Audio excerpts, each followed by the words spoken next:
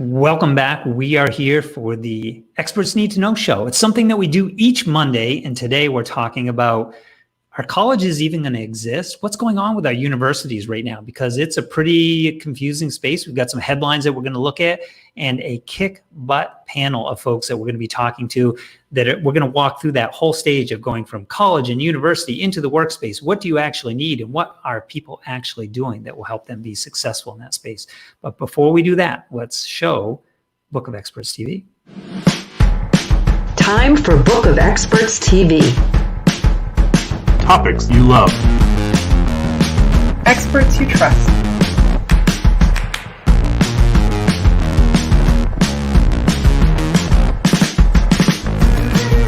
Friction-free referrals. Tried, Tested, Trusted. This is Book of Experts, brought to you by salesman.me. Great. So I'm going to introduce our first guest. We'll do one by one here, but Samantha Hartley, welcome back to the Experts Need to Know show. Always enjoy having you on the panel. Samantha is joining us from the Boston area, which is heavily laden with colleges and universities. So I know this discussion is going to be near and dear. I say Boston area. I know you're out on the island and enjoying the summer, Massachusetts summer, but you're in that vicinity, and higher ed has always been just a huge focus of the whole Northeast, and particularly of the greater Boston area. So excited to hear your thoughts on what we're going to be talking about today as well. Thanks so much. Next guest is Kat Stancik, joining us from Maryland, also another hotbed of higher education with many, many schools in that area. Kat brings a whole background from I was going to say the Booz Allen, not the boozy college days, but the Booz Allen consulting days. Yes, as well and as working as the lead boss at the Action Incubator. Did I get the name right? Action Incubator? Yes, you That's did. right. And then our last guest is Bernie Floresca, who Bernie is not only the community manager at Book of Experts, but I'm excited to have him to be part of this discussion today because Bernie's also an adjunct instructor, has been doing this for a while, and works with some of his students to help them prepare for the real world, the private sector, and where they're trying to enter the higher ed environment and go into the private or the work environment, maybe for the first time, and it's a pretty tough atmosphere out there. So we're going to see what he's seeing directly from the front line. So welcome, group. Super excited to have you. Kat, Samantha, returning guest. Bernie, I've had you on the podcast, but first time on the panel. Very excited to have you all here. Thank you. So the first thing I want to do before we get started, I want to set up our conversation today. We'll do screen sharing for a second and look at a couple headlines that we've been gathering. So the first one here, this one is from bigthink.com, but higher ed wasn't built for today's student. Let's not go back to business as usual. So this will be one of our talking points that we want to think about today, which is maybe it was broken anyways, and there's a better way to do this. And the current environment that has forced so many changes is actually a blessing in disguise. This one's kind of interesting to me. It jumped out at me when I saw it the first time, but it's one of the three that I have for you. Let me pull up another one here. This one says, this one might scare some people, why college is never coming back. This one is actually from Forbes. So we'll talk about that. Is it actually possible? Or maybe some colleges aren't coming back. That might be a better way of describing it. And then our third article that we'll talk about today, or at least the headline, this one's an international one, but this one's from Australia. Universities are changing after the coronavirus cataclysm. Shaken by COVID-induced collapse in international student revenue, campuses are buzzing with ideas of revival. They were so dependent on their international students down under that they're now being forced to do things differently. What does that actually look like? And from one vice chancellor, we don't expect to ever return to business as usual pre-COVID. Those are our three headlines. I want to hear what you guys are seeing, thinking, and hearing about this space of trying to jump from higher ed into the working world. Bernie, I'm actually going to let you're our newest guest to the panel. Usually it's ladies first, but today I'm actually going to let you lead the way because I know you're actively working in this space. You've got students in a course and trying to help them prepare because you saw some gaps yourself. from your adjunct role to what they were needing. Can you tell us a little bit more about that? Sure. I'm going to give you the perspective, I guess, from what I'm seeing in the classroom. I started teaching from the technical standpoint because my background is electrical engineering. From the technical standpoint, it went to math all the way to what I currently do, which is actually preparing students who do not have their high school diplomas. So one of the things that I really liked about the class that I'm doing right now was it was web-based, which is kind of like keeping up with the times. So theoretically, students do not even have to be in the classroom. When COVID actually hit, one of the nice things about it was it wasn't such a hard transition as to what we're doing. The only difference being was that I was not in the classroom right now. So, however, I'm thinking that for the other teachers that are kind of like at the community college where I'm at right now, like the teachers who are teaching math specifically are having more of a challenge because I guess how would they transition from being on a blackboard, for example, not knowing all this technology. I kind of have that background because I'm from the business community as well, but I can just imagine the difficulty that teachers are having in switching. But we've kind of like had like 4 months right now, so hopefully it's getting better. Yeah, there's no doubt that pedagogical, I think that's the right word, if I did that right. Pedagogical demands are different because we're now in this online environment. New tools, Zoom has been, we've had previous panels where we've sort of talked about the Zoom effect, the Zoom fatigue effect, and all of that. I'm also curious, Bernie, because you see, and you and I have had some side discussions about sort of the lack of, you work in the business development space every single day. You're out there working the lines on LinkedIn, connecting with new people, and you're seeing some gaps for folks. Here are students that are trying to enter the work world, and yet their instructors and the folks who are trying to get them ready aren't even there beside you. You actually nailed it on the head right there, because one of the things that we're measured on is how we help the students prepare for the career field. So the epiphany came out actually when I attended 2 conferences. And I was trying to network with some of the professors and instructors who were out there. So I was like, what's your LinkedIn? Because people don't carry out business cards right now. So I'm like, what's your LinkedIn? I took out my phone. And, I was like the exception of actually having it, and people didn't have it. So that was one area that I was looking at. It is not tapped by academia from the perspective of academia using best practices and networking using tools like LinkedIn to exchange information. The other thing that I kind of like saw was if we are supposedly helping students prepare for the workforce, I'm in the business field, I see what businesses do, we're out there getting clients for businesses. Why couldn't these same tactics be used by students to find their internships, to find their jobs?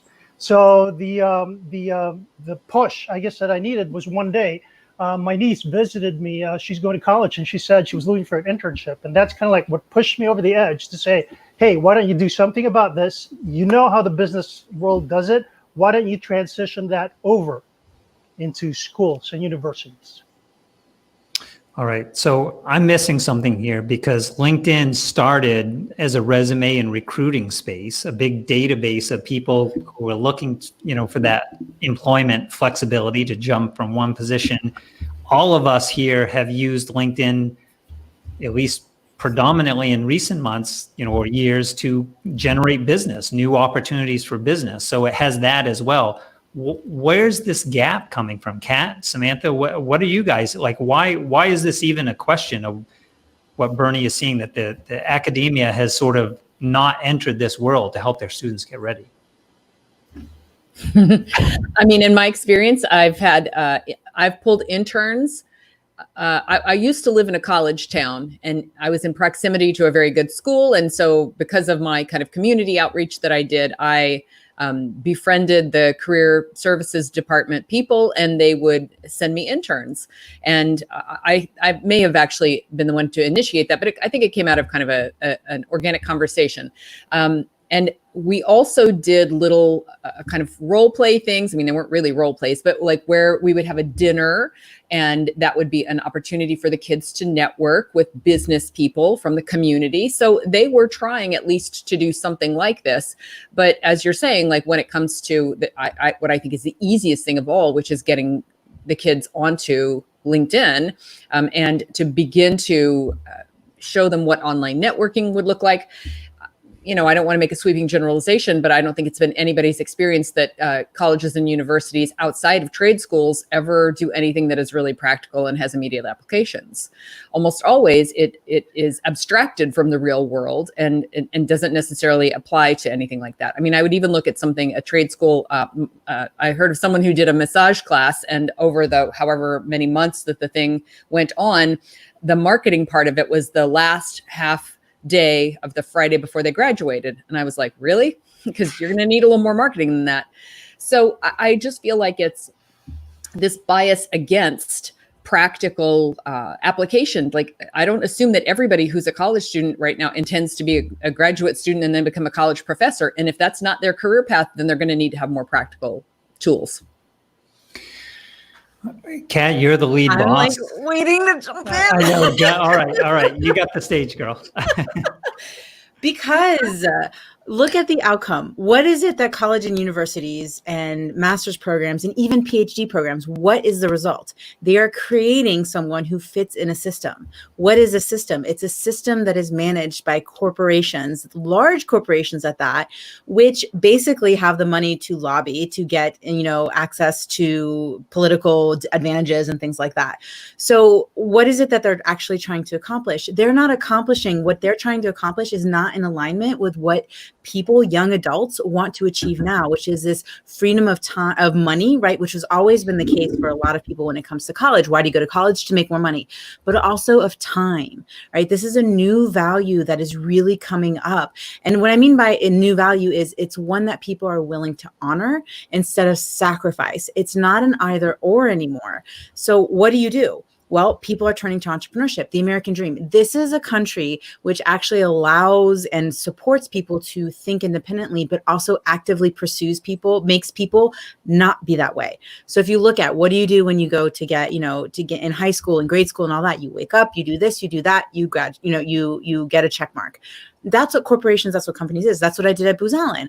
If you wanted to achieve something, you had to follow the process. You had to get the check marks. It's the same thing in government. It's the same thing, whether it's the government policies or politics or business politics, right? So what are they training people to do? They're training people to conform and not to actually think for themselves, because coming from a consulting background, an independent thinker is a dangerous thing, right? You don't want someone coming in and rocking the boat, which is what you always saw when someone fresh out of college was coming in and they were going to change the world and change the way business was done.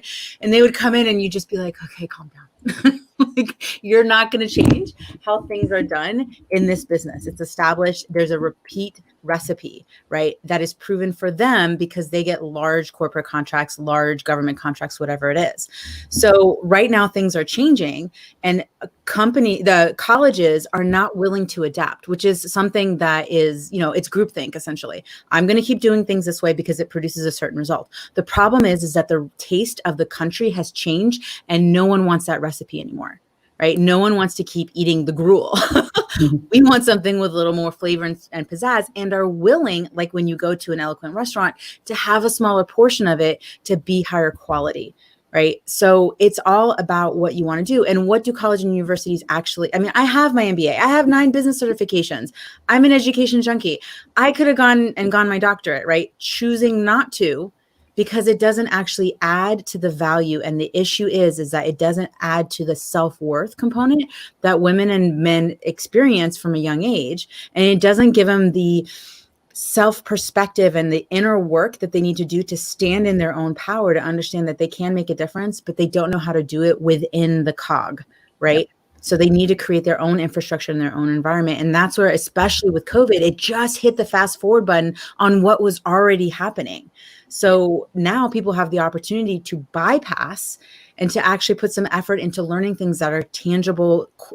It's almost like going to trade school for business, right? What are the applicable, and like Bernie was saying, what are the applicable skill sets that you can actually use? Like Samantha, I remember when my undergrad, like my best courses were like my last semester. And I was like, where the hell have these been? Yeah.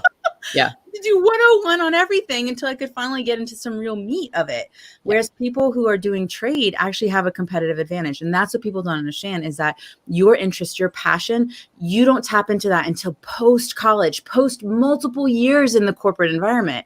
You get to tap into that sooner. And that means you get to make so much more money, have so much more freedom of time sooner when you're willing to take that risk. And here's the interesting thing that you have to think about. Entrepreneurs are more apt to be able to mitigate more of the risk than any corporate personnel and employee. So think about that. But I would add, so here's what I think is interesting, Tobin, is that the industry is not shifting. So Kat has just said, we don't want what you're selling anymore. That's an outdated model. And the industry is like, well, we're a behemoth and we're not agile. And so we cannot adapt to that. The other thing that happened, and I'll go back to another. Why you're seeing all these businesses go under right now. Absolutely. In colleges, all of these little teeny colleges are collapsing, and a lot of the big ones are having panic attacks because the students are saying, we want all our money back. And your $1 billion endowment isn't going to help you much if you don't have any students. So what is interesting, and the business model is broken. So I'll just go back to my little local example again. I lived in this college town. The little college there, it was a very good, small liberal arts college. And it got people from around, around the area, like locals came there. But a funny thing happened, and this is probably about 10 years ago, is they realized that they kept appearing in whatever the publication is that does the good value schools, like best value for your money, best value, best value. Well, they didn't like that. And so they massively raised the prices for the school. And guess what happened? Tons more kids started coming from out of state. So the cachet, the brand value of the school increased as well. And that has happened. We see that all across the country, that the college is basically so unaffordable. And as Kat was talking about, like what college originally wasn't for you to be necessarily nailed down with a major from day one. It was an exploration. And then maybe in graduate school, you would begin to kind of narrow down to what you wanted. Well, people can't afford to do that because you can't graduate $100,000 or more in debt and then say, I'm going to go explore some more stuff. Like eventually we have to start working. So, I think the whole industry is outdated. It's ripe for mergers. I mean, we saw this with community banks. We see these with any of these industries where you have too many little, onesies and twosies and too much replication of the same thing. And it just needs to be collapsed. And the idea that everybody could be a student at Harvard or Cape Cod Community College is very interesting. And it certainly says if we have thousands, I think one thing that happened during COVID is we realized actually how many colleges and universities we have.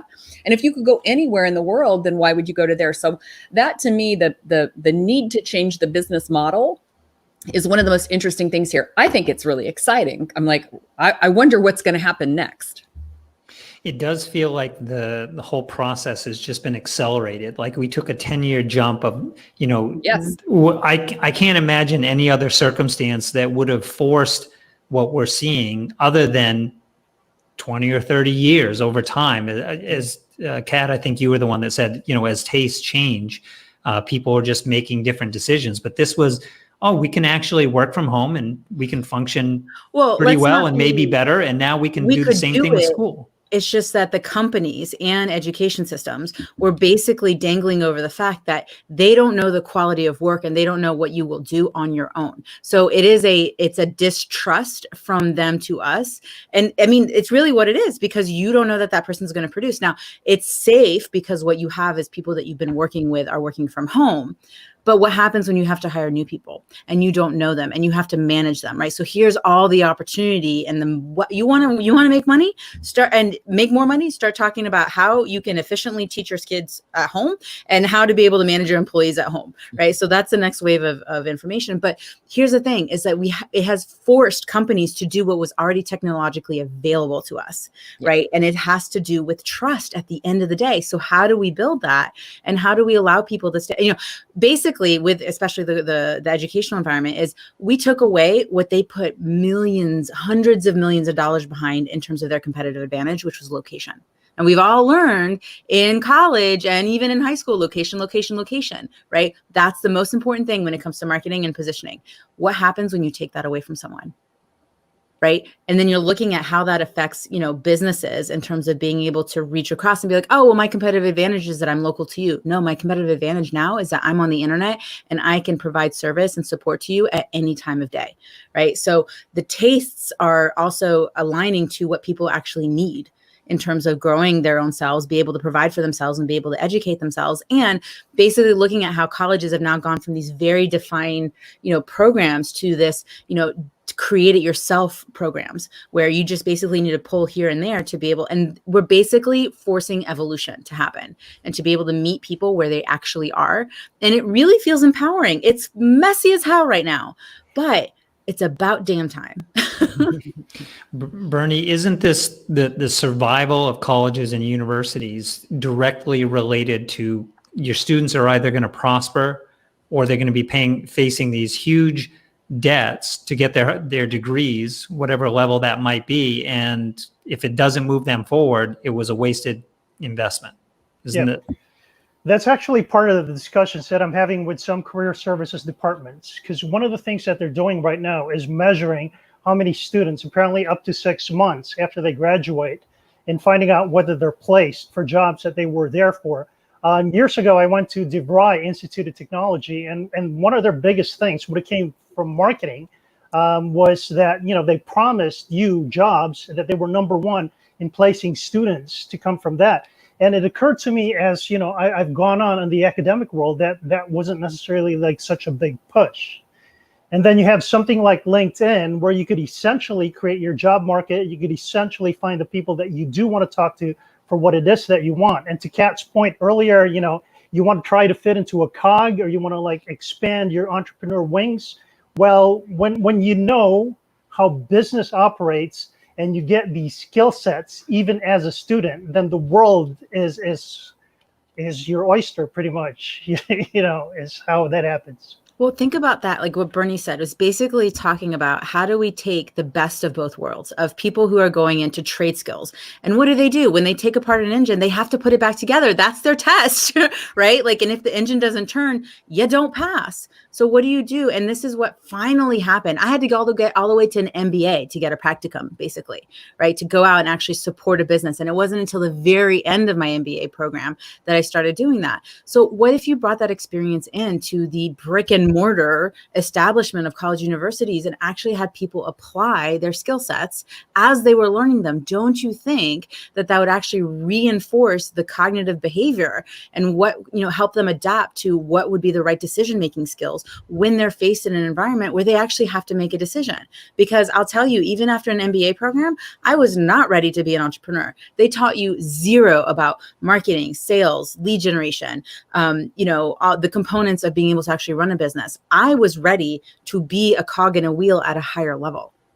Mm-hmm. So I want to transition us here we've talked a little bit about the higher ed space. We can speculate all what we want about the future of these colleges and universities. There's no doubt that they feel threatened. I'm actually more interested in the student body, the people making the transition, because they're the ones that are entering this workspace. And what I want to focus on now is the sort of professional training. Kat, you talked about your MBA experience. I actually feel, so I have a master's degree. Mine was actually in higher education. I was trained to be an administrator. I feel like I've learned so much more in my post higher ed years and I've been in trainings with each of you guys where we've actually, hands-on business environment. How do you go out and get results? And it's pass fail on your results, not whether you can, pass a quiz or tell someone the information. You got to do something with it. Yeah. Sorry, I wasn't sure what the question there was. Yeah, I didn't. There wasn't a question. I was waiting to see which one of you guys was going to run with that one. Go, Kat.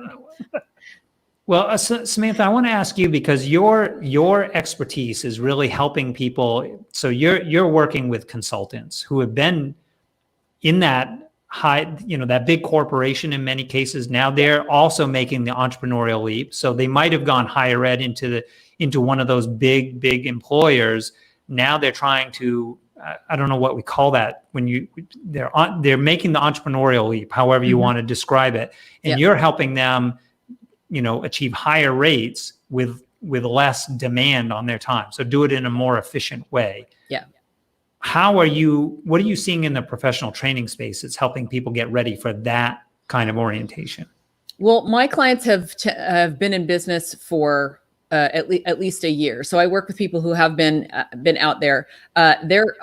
When they take the leap, for the most part, they're completely unprepared by anything around them. Like there's no preparation for being a consultant by working at a company. And I was even an internal consultant at the Coca-Cola company. And all that prepared me for was that really nobody wants to hear your opinion when you fly in. So you have to be very persuasive in your communications. The list that Kat gave of like the things that you need to know, people don't know them no matter where they've worked. So the education that I got from corporate, and I have a liberal arts degree, by the way, so I didn't have a math class since I was in high school. But I do know that when I was at corporate, I learned how to read a balance sheet and, at least understand revenue projections if I wasn't actually doing them. And I do think that I've called corporate kind of like the military, and that it gives you such like basic training. It gives you such a good broad exposure to things. It depends on what job you had, but you do have exposure to strategy. And you do have exposure to just the principles of like understanding marketing and sales and finance and operation. You know what I mean? So that kind of thing. Everybody doesn't get that, but at best, you can come away from corporate with that. And then it's a matter of how do I apply this to my small business? And that is usually where things run aground. And you get it very quickly. So it's kind of like being dropped into the deep end of the pool. And I feel like people who are educated and have the confidence of I can do things, they figure it out. And it's amazing. So what I tend to do a lot with my clients who have been in business, they may have been in business for 10 years, is like, look at the way that they're doing it. And because I've been doing this specifically with people like them for a certain number of years, I can say, here's the places where you're making this harder than it needs to be. And here are all the places where we can put in place efficiencies in how you're doing it. But they've figured it out. It's just that very often it's a little bit of individual wheel reinvention. So if everybody had to invent the wheel independently, things would take longer. But they could do it. And I think that's encouraging. To what? I love how you hit the mindset component, because what I found a lot, especially, sorry guys, with women, there's the confidence component, right? And you were talking about that. And what a lot of people do when they go from one industry even to another, or, really, especially when they go from corporate to entrepreneurship, is that they tend to dismiss all of their experience.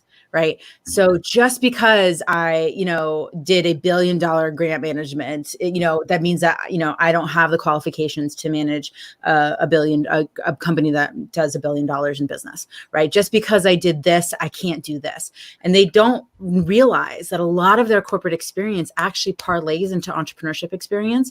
But what they need is the Rosetta Stone. They need to understand that when you're, doing a presentation in front of your clients, it's a sales call. Right. When they're, meeting and talking to, clients on client site, right. That's networking, right. They're generating leads that way. They're building the connections. There's all these things that they're already doing, but they don't understand how to translate them into what they're doing in business. And it all comes down to the mindset component, and it comes down to confidence. Energetic confidence, and being able to talk to someone in a way that gets their buy-in. And you learn that little by little in corporate. Like, it's really dripped to you. They have to, trust that you can manage yourself, that you can be professional, that you can, like this hairstyle. Like, if I hadn't earned a certain amount of clout in corporate, and I had it when I was at Booz Allen, right? If I hadn't earned a certain amount of clout, I would have been called to the principal's office and told that I needed to change my look. But because I was proven, I was able to have more leeway with what it is that I did and how I showed up, because I made the company a ton of money. So, right. But looking at that, like, how do you get that slow experience? Or like you said, and Bernie said, is just getting dropped into the deep end. When you do it in entrepreneurship, it's a lot of times it's sink or swim, but there's things that you can do and invest in. And that's what I love what Bernie's doing is basically what he's doing is helping entrepreneurs put on floaties before they jump into the deep end. So there's a concept, there's a safety net, and it doesn't have to be the corporate job. It can be going back. And what Samantha does is parlaying and understanding your skill sets and being able to communicate them as a competitive advantage so that you can increase your price points. So that doesn't hit the mindset of being able to say, I'm not enough, I'm not worthy, and start being taken seriously.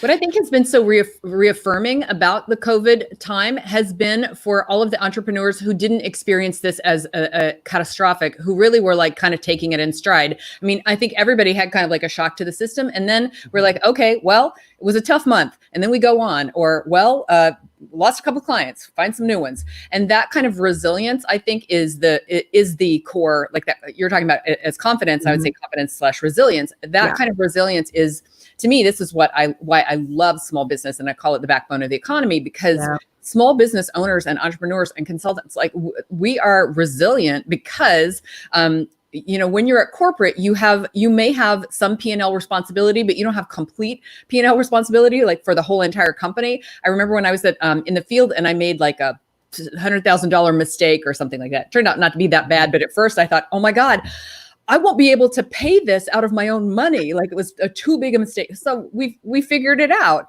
But in your own business, like you make mistakes that are like, well, you're gonna have to recoup that with your own money. And you get to make enough of them as an entrepreneur that you get so smart, and either you sink or you're like, it's just another day. So that kind of self-taught adaptation to mistakes, and then begins to transition into kind of like expertise and confidence and resilience. Yeah. So some of the words that I've taken away, I've heard resilience, adaptation, the backbone of the economy, and I think there's a lot of truth in that. This is what is going to change the world around us. The entrepreneurs who are out there, really the micro, small to medium-sized businesses that are out there making things happen because they have to, and in many ways, probably more security in that role and in that environment than if you had one of these positions that have been, they're under fire. Like all our institutions are under fire and having to make hard choices. Even the biggest names, and we've talked about higher education. Now we've been talking about training programs, professional training programs, and how you sort of get up to speed, up to swimming speed in this space. I want to finish us up today. We'll do panel picks of the week in just a moment. But for the last news topic, I want to talk about something that's near and dear to our hearts at Book of Experts, and that is, what is an expert? In the higher ed, it's the professor, it's the instructor at the front of the classroom. I have plenty of professor and higher ed people in front of the classroom who I did not deem as experts. As experts. So what is an expert today? Bernie, we'll go Bernie, Samantha, Kat. We'll do around the room. Okay, expert, I would say somebody who knows a little bit better than the person that you're talking to. So to Kat's point, from the perspective of professors actually being in front of the class that really didn't have it, says a lot.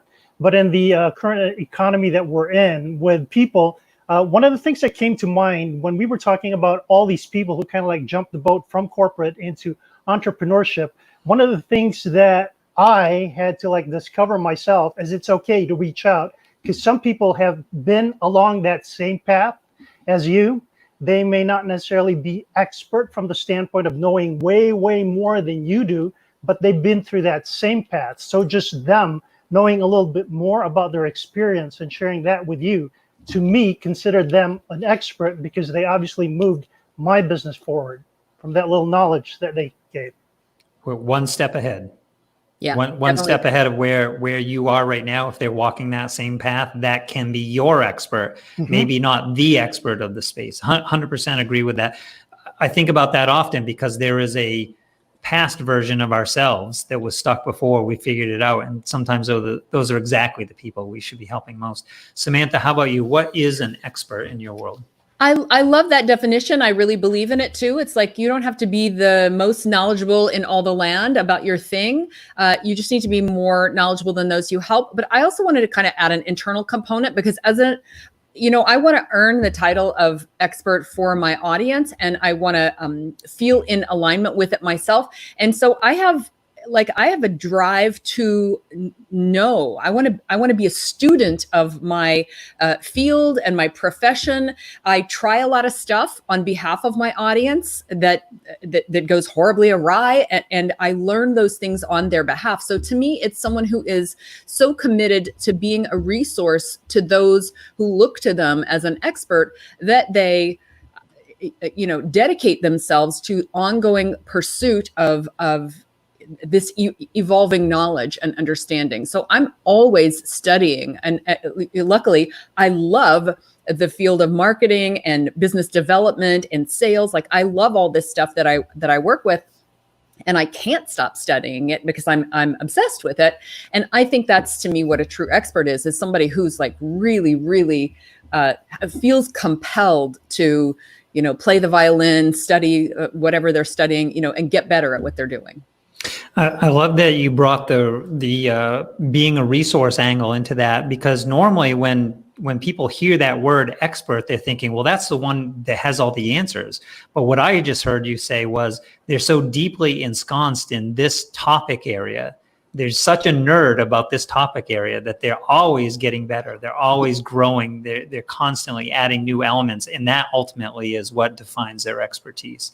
Kat, how about you? What would you add to this discussion or definition of an expert? I agree with it. And the one thing that we didn't hit on with the expertise is your marketing, your branding, your ability to sell as a direct impact to your impact, right? So an expert, you can be the top, and Bernie hit on this, you can be the world's topmost authority on whatever it is, but if you aren't able to claim the space and with confidence in terms of energy, in terms of your mindset and all that, no one's going to know about you. There are people out there who do a better job at what I do, but because I'm better able to communicate, and because I can get front of mind, because I can get front of person and remain in that omnipresence kind of state, I'm going to be seen more as an expert than that person. That doesn't take away to the fact that they are an expert, but in more people's mind, I'm more of an authority than someone else is. And that comes down to how do you become an expert? Well, practice. Over and over again. You got Gladwell's 10,000 hours, right? Or 10 years basically of experience makes you an authority and an expert in something. But the thing that really makes you an expert is the belief in yourself, is being able to really own that energetic space and say, I am the best at this, and to believe yourself and to allow other people to believe in you. So, you do that by dropping, it's like a sales process. You drop little nuggets, you tie in the story. When I did my MBA, when I did this, when I, helped hundreds of entrepreneurs, when I, you see those things, and that elevates your authority and expertise, because they really do go hand in hand.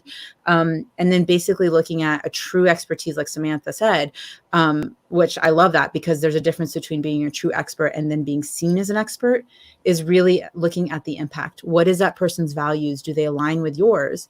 And is that person making a positive difference in the world, or are they taking more away from it? So really staying within that brilliance, really looking at that impact. Is that person specialized? No one really wants to go to generalists. Not that they're bad, but you pay more for the authority. And look at, how are you marketing and branding yourself? How are you positioning yourself as an expert? No one's going to come and give you a crown and say, I deem you expert of the world, right? You have to take the crown. You have to call yourself the thing that you want to be known as before anybody ever else does. I think that's a great place to bring our conversation. Again, today we've talked about higher education. We talked about some of these headlines that we're seeing, like, is college even going to exist? Of course, it will exist in some shape or form, but colleges and universities are under fire.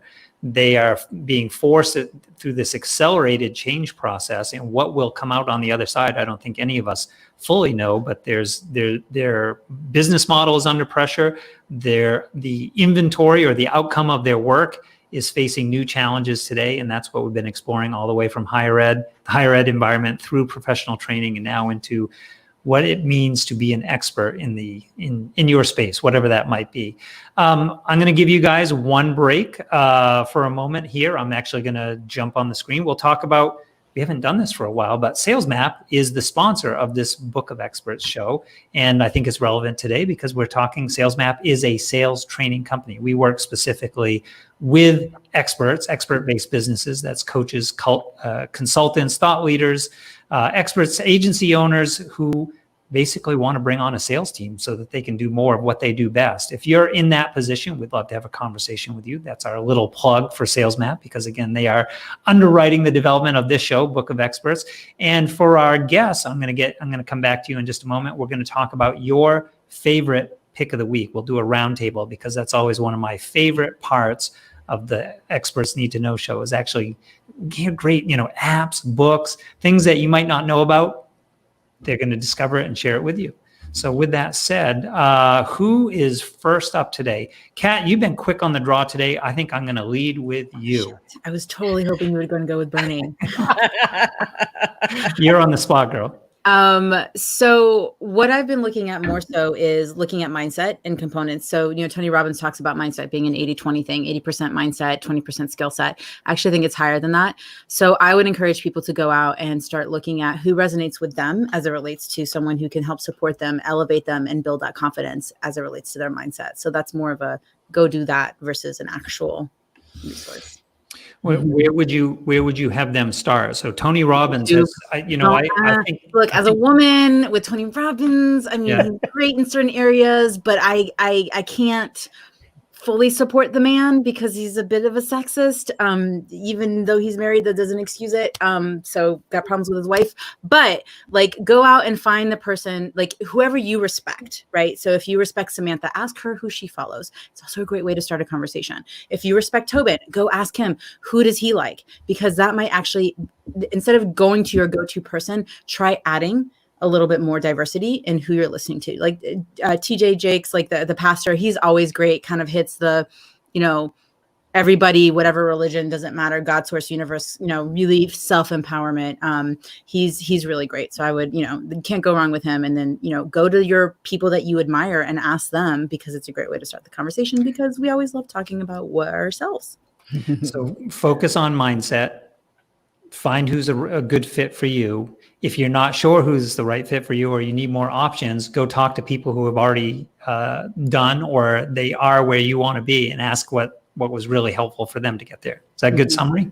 Yes, you're very good at this. Okay. Bernie, you're up next. How about you? What is your pick of the week? Pick of the week. I'm really a junkie when it comes to self-development. That's what I've always been. So I was quite excited actually with finding the first book called 3 Magic Words by U.S. Anderson. This is kind of like what got me into the field of self-development, so to speak, and I was so excited to find it on YouTube. So go check it out. 3 Magic Words by U.S. Anderson. Very cool. I'm not familiar with that one. This is very self-serving, because I always get great ideas out of this. So that's why I enjoy it so much. How about you, Samantha? So I'm a big Twitter user, and somebody did one of those, like, what's your favorite, this kind of thing. And I thought, I'm going to listen for this so I can get a resource that I can share when I go on Tobin's show. So the thing that stood out to me was arist.co. This is a company that helps you to make text message courses. And I love this kind of learning. I love anything that's like short attention span learning, because I'm an expert junkie, like we've talked about. Like, I really want to learn, and I want to be doing it all the time, but I don't always have like a lot of time for a big course. And so I thought, oh my gosh, this would be great. Like a little 5-minute, stuck in traffic or waiting in the waiting room somewhere, you can do the course. So I'm going to just read quickly their stats here. Text message courses have a 94% completion rate. I mean, who has an e-course that has that kind of a completion rate? I think all of us who are course creators and, by the way, course takers know that that's a crazy completion rate. There's 7 times time and money savings. So you save time and money by making courses in minutes and not weeks. So you can make your little course, and they're 90% accessible because you can do them on WhatsApp or by SMS. And so I took one of their little courses that they have over the course of the week, and it's super fun and easy. And I am dying to create my own. They even have ideas of like what your price points could and should be. And I love it as a way to tap into, a part of your audience that maybe you're not reaching right now. It's just such an innovative idea. Obviously, this is a big idea for Gen Z millennials. So, and we all want to do things that are working with them. And what I would say is, you can tell that I'm obsessed with like the next frontier in learning, because I'm like, what's a cooler version of an e-course? So that's why this stood out to me. So it's Arist, stand out. arist.co. I had to write that one down. I'm not familiar with it. I'm curious, what is the depth? So for a lesson, I can understand how this would roll out almost like a autoresponder series. Yep. But for a lesson, how in depth can they go in one little bite-sized chunk? Is it multimedia? It totally. So here's what I love is that the message itself is quick and easy to read. You've got emojis, you have all of the stuff that feels natural already to us as text message users. And then there was one, so the assignment, and one was like hit reply and blah, blah, blah. So those kind of things are pretty easy. But the assignment in another one was click here, go look at this page of what this person has done, and then come back and tell us what your observations are. And another one was like, go watch this YouTube video. So you could send them out, I mean, virtually out on something that you can still consume on your phone in 7 to 10 minutes. And then they can return and report on what they've learned. So I loved that kind of, like, as soon as I saw that there was a link to somewhere, I thought, oh, I hadn't thought of that. I thought it was all kind of confined within the text itself. So I think you can do a lot with this, and you can do conceptual, like big picture conceptual things. I could see for teaching something like client attraction and just like having like a 5-day challenge or thing to do, like here's the concept, here's your task to go and implement, and like write back and let me know how it went, kind of thing. Yeah. I really love this. I'm not on phone. So go ahead, Kat. I was going to say, I mean, it's taking the chatbot, concept and going, and what Samantha was saying is, and what I love about this is meet your client where they're at. So maybe if they're hanging out on Facebook, obviously chatbot is a thing, but Samantha's clients aren't likely hanging out on Facebook all day long, because that's not necessarily where they're generating their leads or making their money. So where are they? They're on their phones, right? Communicating. So get them where they're paying attention. So maybe it's their email inbox for some it's their text, some it's a chatbot, some it's video, whatever it is. Love adding a new arsenal to the tool. And what I was saying was way to take the cake today on the, tip, because we're not finished. We're competing. Don't hand over the prize, the blue ribbon yet. So Mike, I do love this idea, by the way. I've seen some of the platforms that are using, they're doing stories through, reading a book through text messaging. Oh yeah. The course version. So that's a great addition. And yes, you're almost there, but the final jury vote is not in. So the thing that I'm loving, this really speaks to what you shared earlier, Samantha, about just nerding out on a topic. And for me, that has been conversations. Like for the last 3 years, I think I've been eating it, breathing it.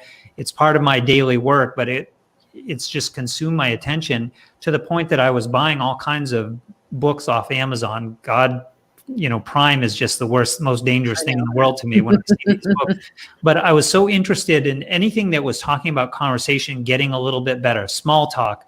I think this comes from my introverted savant days where I could just barely hold my own in a conversation. So any angle, any little advantage that I could get to be a little bit more comfortable in talking to people, I've consumed a lot of this information.